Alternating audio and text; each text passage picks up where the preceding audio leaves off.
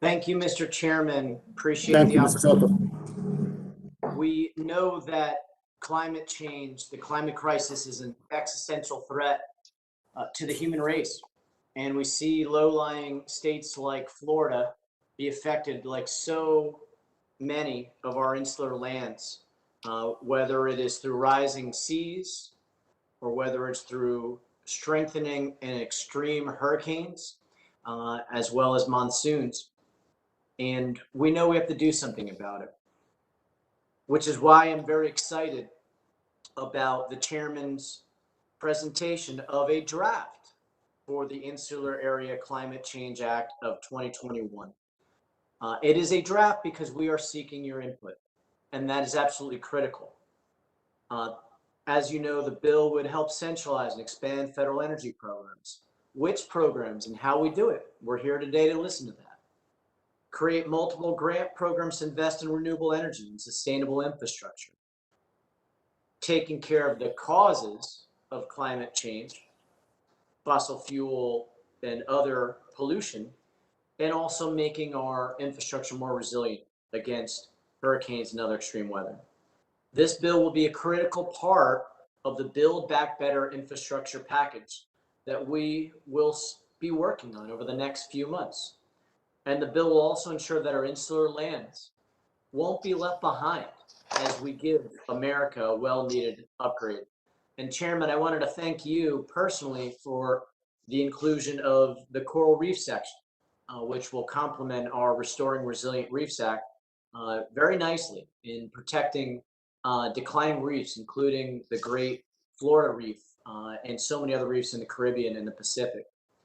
Turning to my family's native island of Puerto Rico, in 2019, the Puerto Rican legislature passed an amazing goal, 100% renewable energy by 2050.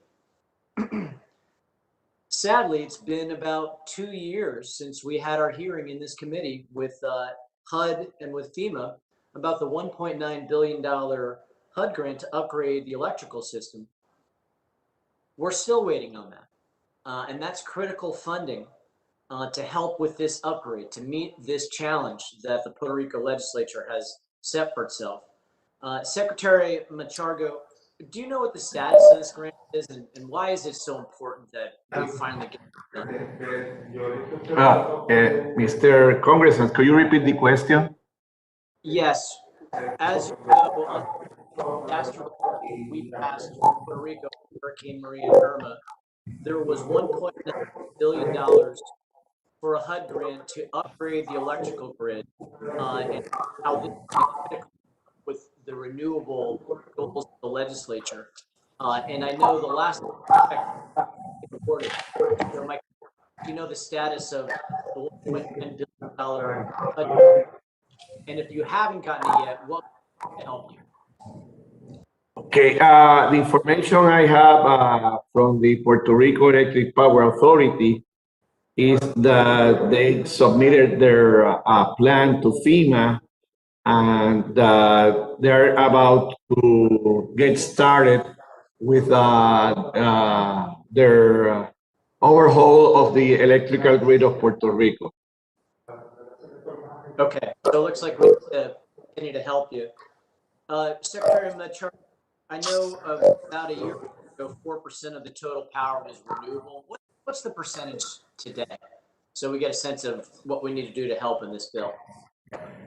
Okay, I think it's about 20%, and we have to increase it according to the goals of Law 33, to increase it to 50% in a couple of years. So we are working towards that goal. The Puerto Rico Electric Power Authority is very aggressively pursuing renewable source of energy.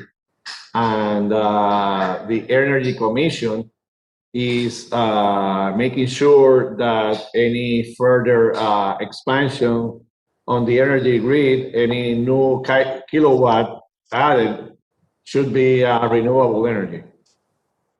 Lastly, Ms. Manzoni, about the importance of community-driven renewable projects. How critical is this bill to making sure we get solar into rural communities in the central part of Puerto Rico and other hurricane hard-hit areas.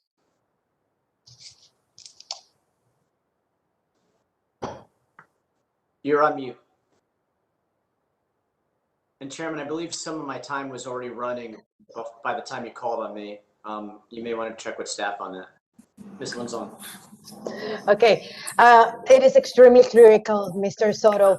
As a matter of fact, I think that because of the interruption of energy, we lost so many lives because people couldn't get access to services, because it was delayed for a long time. So as much as we can, we need to invest in renewable energies. It is the only way that we can make sure that hospitals, the emergency management offices, the critical essential services facilities can have access to their own energy so that then they can provide the services that are needed, especially in catastrophic hurricanes or catastrophic events, because that's the time where we get tested.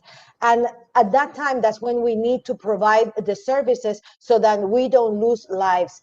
And in that sense, I think that we have to invest hard to switch to renewable energies, and at the same time avoid disruption in water services, in healthcare, food supplies, the whole supply chain, because all of that provides for the stability and the response and recovery of our islands in case of a catastrophic event. Thank you, and my time's Thank you. expired. Thank you, Mr. Soto.